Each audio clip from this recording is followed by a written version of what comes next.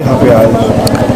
पहले तो मैं सभी माता के छठी मैया के सभी भक्तों के लिए मैं मंगल कामना करता हूँ। भगवान सूर्य की कृपा निरंतर ऐसे ही बनी रहे और सूर्य जिस प्रकार से बिना भेदभाव के सबको अपना ऊर्जा देकर सभी को फलने फूलने का अधिकार भगवान सूर्य देते हैं, ऐसे मात्र शक्तियों को बार बार प्रणाम है। आज मोंटी भैया के सानिध्य में आना तो कल था, लेकिन मोंटी भैया से मैं निवेदन किया कि आज ही दर्शन हो जाए, तो आज यहाँ आने का अवसर मिला है। मैं मंगल कामना करता हूँ देश और दुनिया में रहने वाले सभी राम भक्तों के लिए, सभी सनातनियों के लिए। जिस प्रकार से पारब्रह्म परमात्मा भगवान श्री राम ने सबको आशीर्वाद दिया, उन्हीं के भगवान सूर्य के वंश में भगवान राम हुए। भगवान सूर्य जिस प्रकार से पूरी दुनिया किसी भी प्रकार से भेदभाव नहीं, हर व्यक्ति उनके छाया में, उनके छाँव में, उनके धूप, उनके ऊर्जा के आनंद लेते हुए अपने जीवन को बढ़ाता है। ऐसे पारब्रह्म परमात्मा भगवान श्री राम इस सनातन धर्म संस्कृति और भारत देश में, हिंदुस्तान में, यहाँ पर हर एक व्यक्ति शांतिपूर्वक, आनंदपूर्वक अपने जीवन का यापन करते हैं। ऐसी सनातन संस्कृति के लिए मंगल कामना है। इस कार्यक्रम में आने का अवसर मिला, मोंटी जी को साधुवाद है, धन्यवाद है। और बहुत अच्छा लगा यहाँ मातृ शक्तियों से मिलकर, यहाँ गांव के लोगों से मिलकर बहुत बहुत आनंद आया। सबके लिए मंगल कामना, सबके लिए आशीर्वाद। महाराज 22 जनवरी दीपोत्सव है, उस पर लोगों की बड़ी उम्मीदें हैं। देखिए, भारत एक हिंदू राष्ट्र था, हिंदू राष्ट्र है, हिंदू राष्ट्र रहेगा। जब राम जन्मभूमि मंदिर को लेकर निर्विवादित रूप से लोग डरवाते से करे राम जन्मभूमि मंदिर का आदेश आएगा, कत्लेआम होगा, दंगा होगा, फसाद होगा, बवाल होगा, कोई गृह युद्ध हो जाएगा। देखिए भाई जो रूटीन में क्राइम होता था वो भी नहीं हुआ। ये भगवान राम की कृपा है।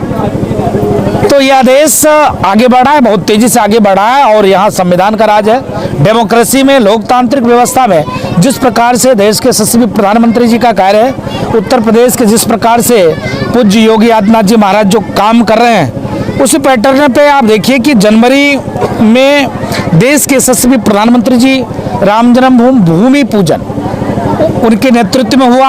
अब प्राण प्रतिष्ठा उनके सानिध्य में होने जा रहा है। देश के कई हजार साधु संत के आशीर्वाद से, मोदी जी तो देश के एक सामान्य सेवक हैं, दास हैं, तो सेवक की भांति वो आ रहे हैं। और प्राण प्रतिष्ठा 22 जनवरी को होना है। उस 22 जनवरी के बाद एक दुनिया के लिए अलग संदेश है। भारत राम राज्य, जो राम राज्य की परिकल्पना बाबा साहब भीमराव अंबेडकर हो, चाहे राष्ट्रपिता महात्मा गांधी हो, चाहे जो भी मार्गदर्शक, पथ प्रदर्शक जो भी चाहते हैं कि भारत आगे बढ़े। भारत एक सनातन राष्ट्र है, किसी एक ये भूमि का टुकड़ा नहीं है, ये एक सनातन राष्ट्र है। यहाँ पर ऋषि मुनि महात्मा, यहाँ पर सभी धर्म, सभी कौम, सभी मजहब के लोग खूब आनंद पूर्वक रहते हैं। बाकी देशों में तो नाम ले लोगे तो सर धड़ से अलग हो जाता है, यहाँ तो सब एक साथ रहते हैं। तो भारत हिंदू राष्ट्र की ओर अग्रसर, राम राज की ओर अग्रसर। 2024 में जो राम को लाए हम उनको लाएंगे, जो कृष्ण जी की मंदिर को ठीक करेंगे। अब तो अयोध्या तो हो गया, अयोध्या तो झांकी, मथुरा काशी बाकी, जो भगवान कृष्ण का मंदिर बनवाएगा हम उसको लाएंगे। 5 राज्यों में चुनाव चल रहा, बताया जा रहा बड़ी स्थिति ठीक नहीं। कोई बात नहीं है, कोई दिक्कत नहीं है। हम 24 की बात करते हैं। जनता, कोई दिक्कत नहीं है, कोई समस्या नहीं है। देखिए आज नहीं, हम लोग 70 वर्षों से संघर्ष किया, तब जाकर अयोध्या में भव्य दिव्य राम जन्मभूमि मंदिर निर्माण कार्य चला। मामूली बात नहीं है। ठीक है, जनता को ना लगे 4 राज्य में, आप 5 राज्य में बता रहे हो कि स्थिति ठीक नहीं है, कोई दिक्कत नहीं है, कोई समस्या नहीं है। जनता ठीक है, मानेगी तो भी, नहीं मानेगी तो भी, लेकिन 2024 मोदी देश के यशस्वी प्रधानमंत्री होंगे। इसलिए होंगे कि जो राम काज करेगा, जो सनातन कार्य करेगा, जो राष्ट्र कार्य करेगा, जो इस इतने भीड़ में किसी भी प्रकार से भेदभाव नहीं करेगा। एक ही देश में नेता है मोदी, उत्तर प्रदेश में एक ही नेता है योगी जी, किसी भी प्रकार से भेदभाव नहीं करते हैं। उनके शासनकाल में सबका कार्य, सबका काम, सबकी बात होती है। इसके नाते आप राम राज्य की बात कर रहे हैं, यहाँ स्वामी प्रसाद जी रामचरितमानस पर ही उंगली उठाते रहे। तो इसलिए आप समझ सकते हैं कि जिसने राम का विरोध किया, समाजवादी पार्टी 6 चुनाव हार गई। क्यों हार गई? यही कारण है। आप समझिए, मैं ये नहीं समझ पाता हूँ, पार ब्रह्म परमात्मा भगवान श्री राम, आप समझिए, जब जंगल को गए तो माँ सबरी की जूठन बैर खाए। निषाद राज उनके साथ थे, केवट से कहे भैया नाई पार उतार दो, चाहते कुछ भी कर सकते थे। वो जिस प्रकार से बाली का समर्थन नहीं लिया, चाहते तो बाली 6 महीना तक रावण को कांख में दबा के रखा था, वो चाहते तो बाली को बोल देते, काम हो जाता। सुग्रीव का समर्थन लिया, इसलिए लिया कि सुग्रीव की पत्नी को बाली ने हरण कर लिया था, राज भी हरण कर लिया था।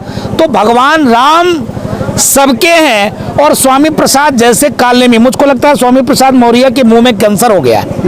कैंसर का एक ही इलाज है, मेरी बात को अन्यथा मत लेना, हम संविधान को मानते हैं, फिर भी मैं कह रहा हूँ कैंसर का एक इलाज, जिस अंग में हो गया उसको काट देना चाहिए। तो उसके जीभ में कैंसर हो गया और कुछ नहीं, उसके जीभ को काट देना चाहिए और कुछ भी नहीं, और कोई उपाय ही नहीं है। आप समझिए, रामचरितमानस फाड़ना, जलाना, प्रतिबंध करने की बात करना, और हिंदू मतलब आतंकवादी, ये शब्द का प्रयोग करना दुर्भाग्य की बात है। वो भी भारत जैसे देश में, हिंदू राष्ट्र में यह कहना, ये महापाप है और कुछ नहीं है।